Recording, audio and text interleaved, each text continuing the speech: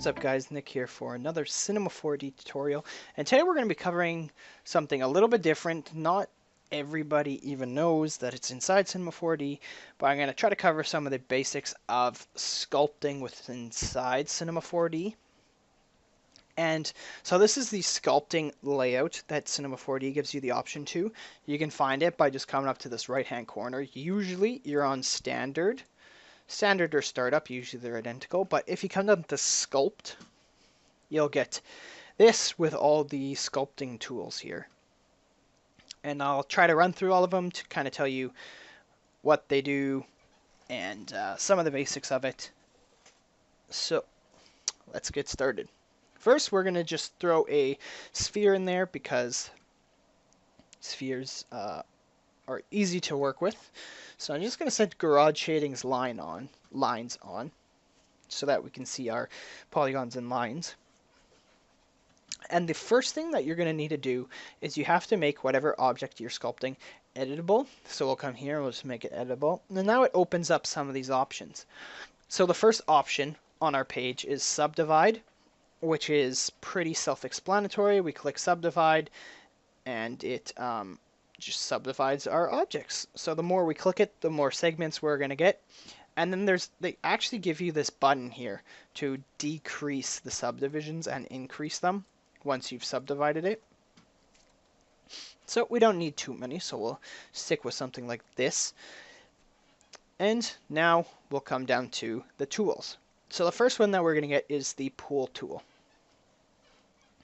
So when you click on the pool tool and you hover over the object, this little circle here is the area that's going to be affected. So if we make this bigger, the little area gets bigger, and when we make this smaller, it gets smaller. And then we have pressure, which is kind of like the strength of the pull. So if I put this to 50 and I go and I click and I drag, what you're going to see is it's going to pull up the areas you drag over.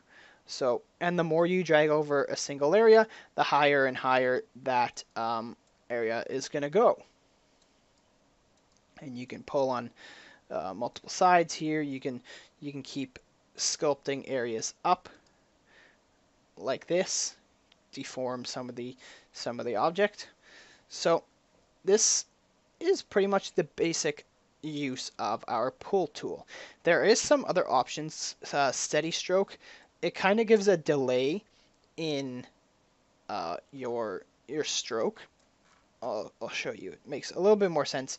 So when you click and drag, there's this blue line that follows, and it kind of has, it's kind of like dragging a trailer behind a truck, or I don't know how to exactly explain it, but you can make the length bigger, and then there's more of a delay in your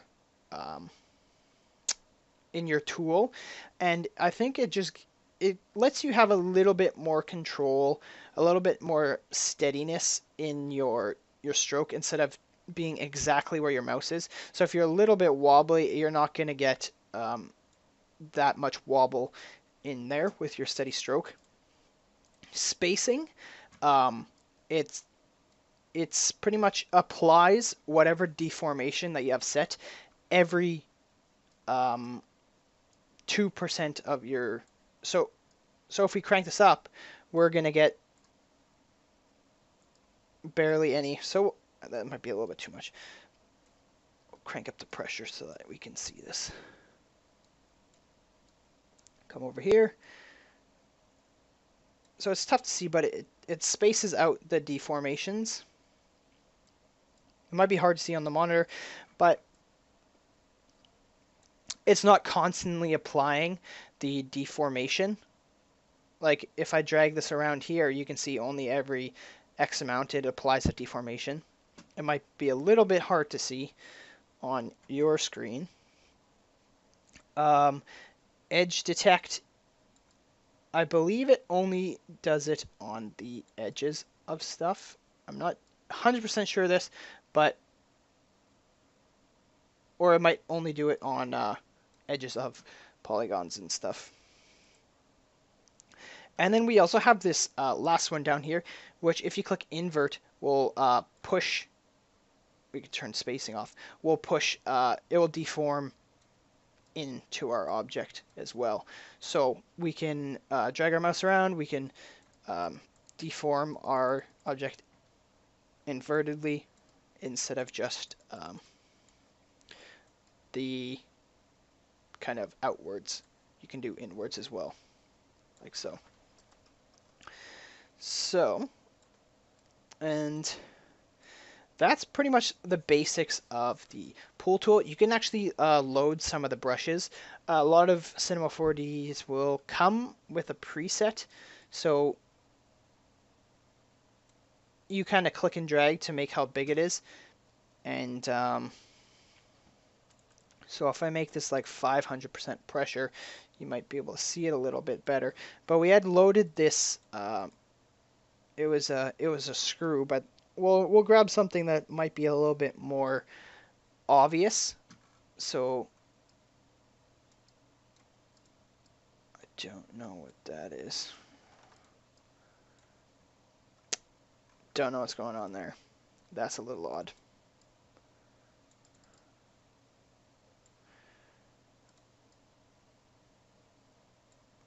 Okay. Oh, it's because the pressure's so low. Oh, we're on repeat. It moved us from our pool tool. My bad.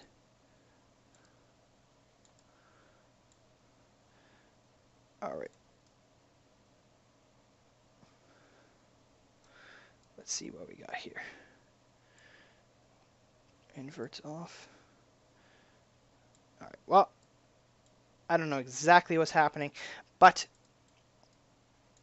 you can load different brushes to get different surface effects onto your thing. Let's just throw some absurd number in there. There we go. So when we throw an actual like crazy number, we get this very extreme effect of that fabric that we had loaded in. I don't know. It was one of these. It's pretty much like a noise. There's this one which apparently is like a. It said face noise. Either way, not gonna spend overly long messing around with that one. So now I just clicked this little button here, which is clear layer. So it's just gonna clear whatever we've done. So I'm just gonna take it all off so that we can move to our next tool, which is our pull tool. So this one is kind of similar to the pull tool. This is our grab tool. I don't know if I said pull the first time or not. But so with our grab tool, you pull individual points and you can manipulate them as you would like to. So you can grab points on your sphere and you can drag them out. You can position them as you want to position them. So if you want like little points moved out, you can kind of. It's very sloppy, but you can make it bigger and bigger, smaller. You can load different brush presets in there. That always throws on steady stroke. But regardless, you can pull the sphere as you would like to. So that's pretty much what the pull tool is. You can make it a little bit bigger, smaller. Like if you make it really small, you'll pull almost nothing. Let's bring it up a little bit. Yeah, so now we're just pulling vertices pretty much. And when we make it bigger, now we can pull some polygons and whatever. So the smooth tool kind of works with other tools. So if I come back to our pull tool and I lower this down a little bit to like 20, and we got a different brush on, so I'm just going to reset it to the original. I'm going to make some random marks on our sphere here, and then I'll grab our grab tool, make it a little bit bigger, and I'll just make some rough marks here. So now if we come to our smooth tool, Again, you can set the size, the pressure, and everything. But what this does is it kind of irons out rough rough areas. So you can use them to smooth certain areas out, kind of ease transitions, and multiple little things like that. So if you really keep going over the area over and over again, it'll almost bring it back down to where it was. That might be because my pressure is like 50%. But if it's lower, it just smooths it out so it's not so rough. So that's what the smooth tool is. The wax one is kind of odd in a way. It's almost like a variation of the pull tool. It's hard to show you exactly what it does because it doesn't give too much of an effect of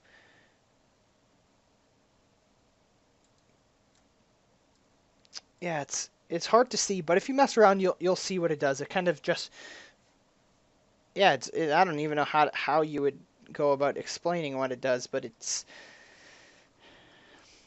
I'll just let you play around with that one and you'll see what I mean.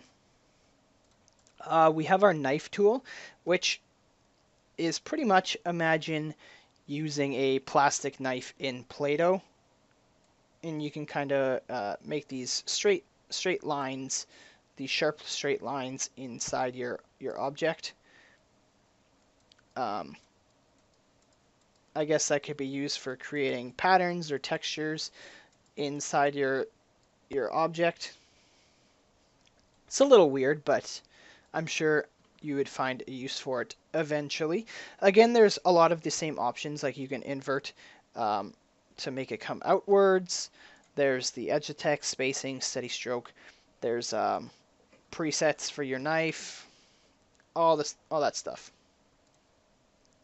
So pinch is I'll try to show you here.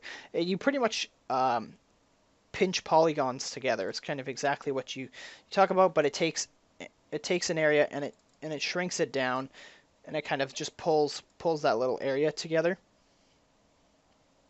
If you can see, like imagine there being plastic or something or paper, and you just pinching the paper to the center. That's kind of what it's doing.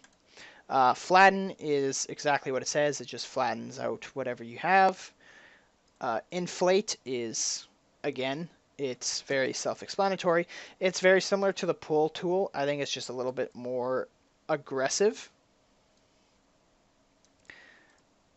So you can inflate one area almost. It's slightly different, and as you play around with some of these tools, you'll notice at first some of them might seem, you might say like pull and inflate, you'd be like, I don't know what the difference is, but as you play around, you kind of understand how they're different. Amplify kind of amplifies whatever is already there. Like if you come on a space that has nothing, it doesn't do too much, but if you come on something that you've already deformed, it kind of just amplifies whatever's been there. So again, it's very similar to the pull tool, but it's more specific and you don't get as big of range. Fill kind of just fills out little areas. It's subtle. I mean, the pressure isn't overly high, but you can, again, just go ahead. Before you really get started with anything, you can go through, just throw a sphere in here, subdivide it, and just go through all of these different tools and play around and see what each one of them does, and just try to get a hang of some of the tools. The scrape tool is a little odd one. It's almost like an eraser, but not really. It just kind of flattens, scrapes away at stuff that's already there. Maybe useful for modeling edges and sculpting edges and stuff like that. But then there is an erase, which brings the polygons back to where the original status of the sphere was. So it's smooth now. And if, let's see here. Yeah. But, so that's just basically our base of the sculpting tools. It's very basic stuff at the beginning. It gets it gets more in depth, but with these tools you can use them and you can start modeling and sculpting faces and different little things more easily than trying to model them sometimes. Sometimes polygon modeling, where you extract edges and use background photos, might be easier for some people, but you can also attempt to make faces using the sculpting tools. So yeah, so what I would recommend is just try to play around in inside the sculpting layout of Cinema 4D. Go through the tools, play around, mess around with lots of the settings. All the settings on all of them are pretty much the same. So all the steady stroke, spacing, edge detect, the invert. There is a symmetry option where if you do one thing to one side, it happens on the other side, kind of deal. So it's easy to model. So throw some angry eyebrows in there. Throw an eye. Got a nose. And a smiley face. That's not really a smiley face, but you get it. You can set what axis you want for your symmetry so that you're not modeling both sides. It can do it for you. There's stencils, modifiers, stamps. I believe stamps are stamping textures onto the object. I could be wrong, but I've never really played around with that one. And then there's just masks you can add and stuff like that. So yeah, that's going to be it for this tutorial. I'll come back with some more sculpting stuff in the future, but I thought I'd give you guys a base for it for now. And hopefully you guys can find some uses for this. Alright guys, if you liked the video, leave a like down below. It would be much appreciated. And I will talk to you all next time. See you guys.